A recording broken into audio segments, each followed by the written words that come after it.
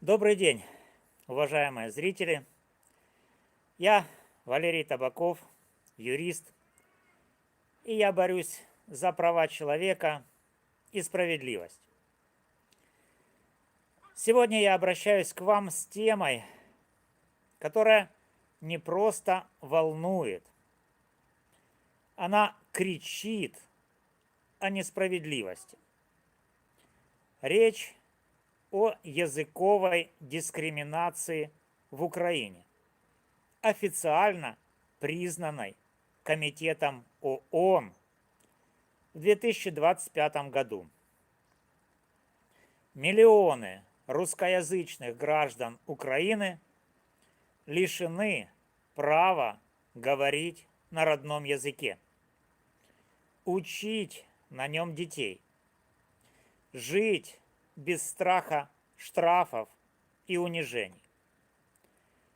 ООН бьет тревогу, но что делают власти Украины? Игнорируют. Хуже того, если ситуация не изменится, русскоязычные могут стать беженцами. И это не мои слова, это юридическая реальность. Почему это происходит? Какие законы нас разделяют? И как остановить этот кризис? Давайте разберемся. Я призываю вас, не оставайтесь равнодушными. Ставьте лайк, подписывайтесь, делитесь этим видео, комментируйте, донатьте. Вместе мы можем изменить ситуацию. Начнем с фактов, которые невозможно игнорировать. В апреле 2025 года Комитет ООН по ликвидации расовой дискриминации вынес вердикт. В Украине систематически дискриминируют русскоязычных граждан. Это не слухи, это не домыслы, это официальный документ международной организации, которая следит за соблюдением Конвенции 1969 года, обязательной для Украины. ООН говорит прямо, законы Украины нарушают права миллионов людей. Что именно сказано? Закон о национальных меньшинствах 2022 года и закон о государственном языке 2019 года лишают русскоязычных права на образование, культуру, общение. В школах русский язык вычеркнут из программ. Даже в Харькове или Одессе, где он родной для большинства. В госучреждениях, на улице, в СМИ русский под запретом. Содокладчик комитета Ибрагим Гиссе заявил, это дискриминация, которая ставит русскоязычных в унизительное положение по сравнению с носителями языков ЕС, таких как венгерский или румынский. Как юрист я заявляю, это не просто нарушение, это вызов принципам равенства и свободы, закрепленным в Европейской хартии региональных языков и статье 2 Конвенции ООН. Миллионы людей чувствуют себя изгоями в собственной стране. И если мы молчим, мы становимся соучастниками этой несправедливости. Пора открыть глаза. Почему это происходит? Власти Украины называют это украинизацией, политикой укрепления национальной идентичности через украинский язык. Я, как юрист, понимаю, в условиях войны и противостояния с Россией государство хочет единства. Но какой ценой? Разве единство достигается, когда миллионы граждан заставляют отказаться от родного языка? Разве это справедливо? Посмотрим на законы, которые раскалывают общество. Закон о государственном языке 2019 года требует, чтобы все, от чиновников до продавцов, говорили только на украинском. Нарушил — штраф. Закон об образовании 2017 года, статья 7, уничтожает русскоязычные школы. В Днепре, где 90% говорят по-русски, дети вынуждены учиться на языке, который для них чужой. Закон о национальных меньшинствах 2022 года защищает венгерский, румынский, но игнорирует русский, хотя русскоязычных в разы больше. Представьте, вы в Одессе. Ваш ребенок не может учиться на русском. В больнице вас заставляют заполнять формы на украинском, а за вывеску на родном языке штраф. Это не просто неудобство, это унижение, это нарушение ваших прав, гарантированных статьей 14 Европейской конвенции по правам человека. Власти говорят, русский язык – угроза безопасности.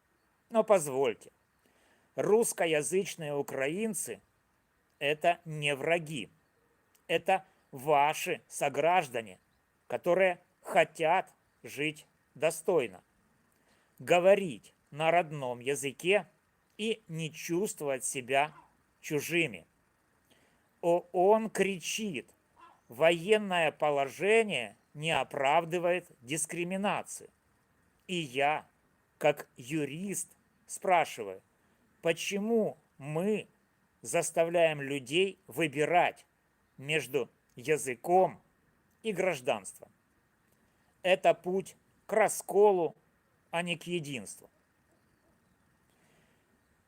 А теперь о людях, чьи жизни рушатся из-за этих законов.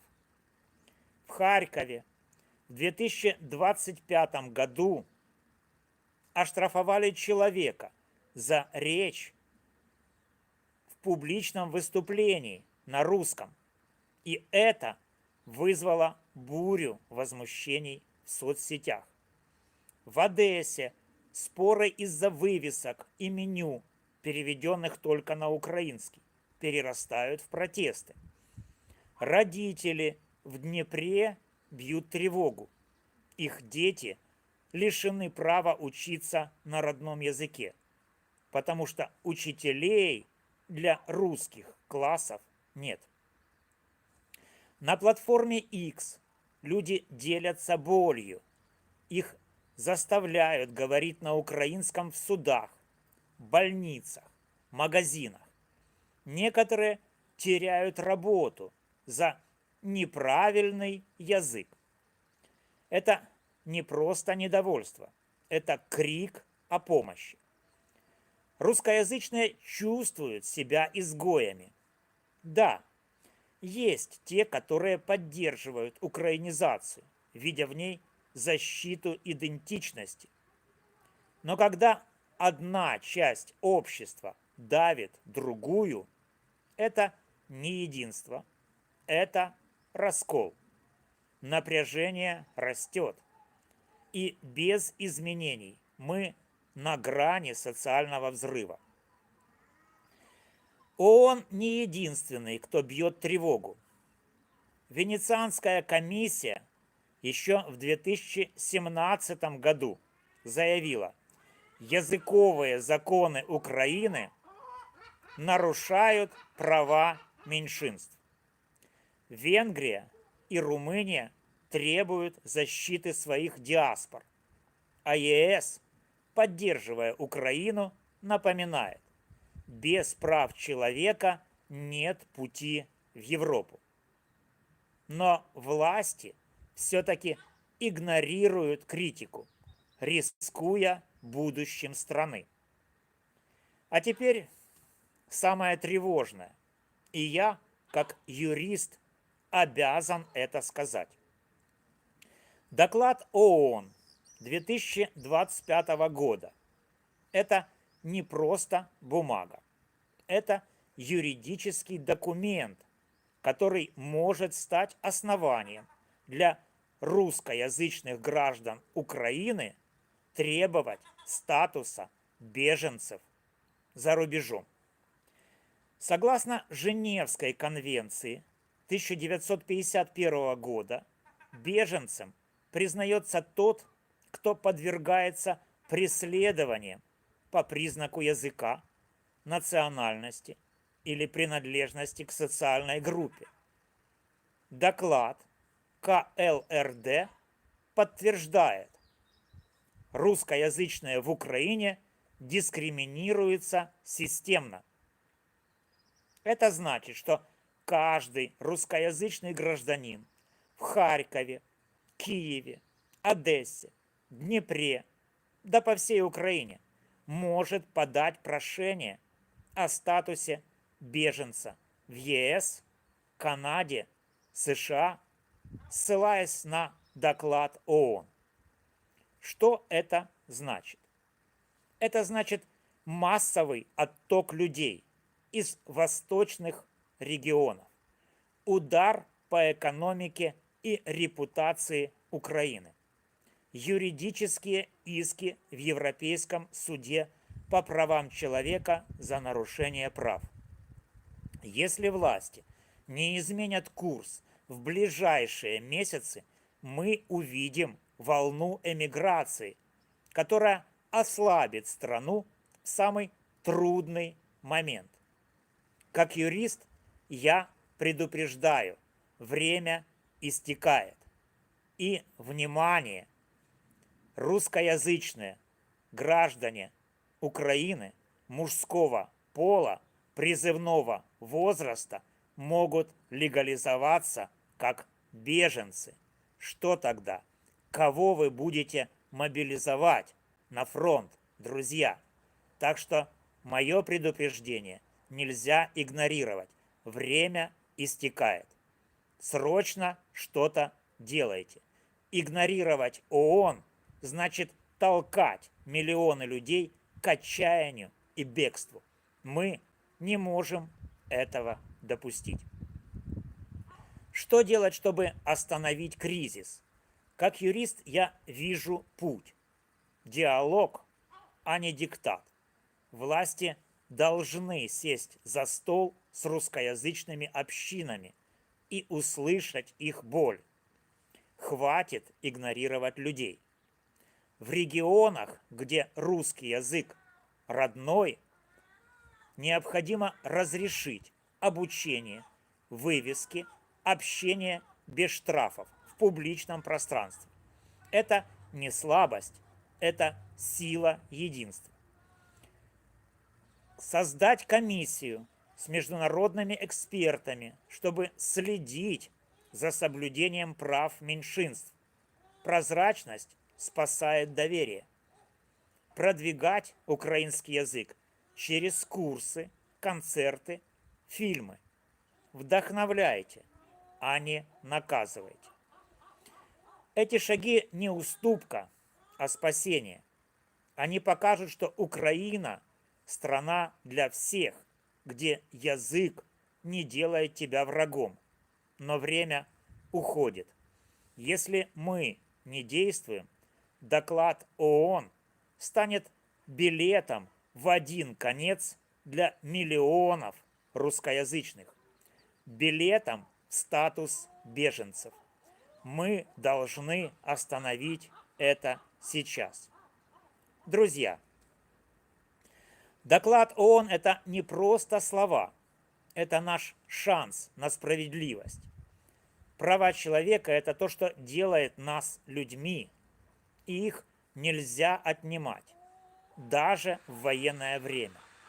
Я, Валерий Табаков, призываю власти Украины: прислушайтесь к ООН, пересмотрите законы, начните диалог, иначе миллионы русскоязычных будут искать защиты за границей, и это будет на вашей совести.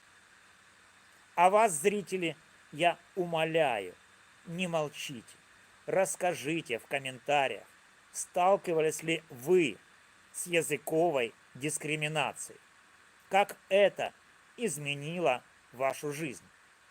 Ваш голос – это сила. Ставьте лайк, подписывайтесь, делитесь, комментируйте. Вместе мы сможем добиться перемен. Давайте построим Украину, где каждый чувствует себя как дома, независимо от языка. Спасибо за внимание. С вами был Валерий Табаков. Но пасаран.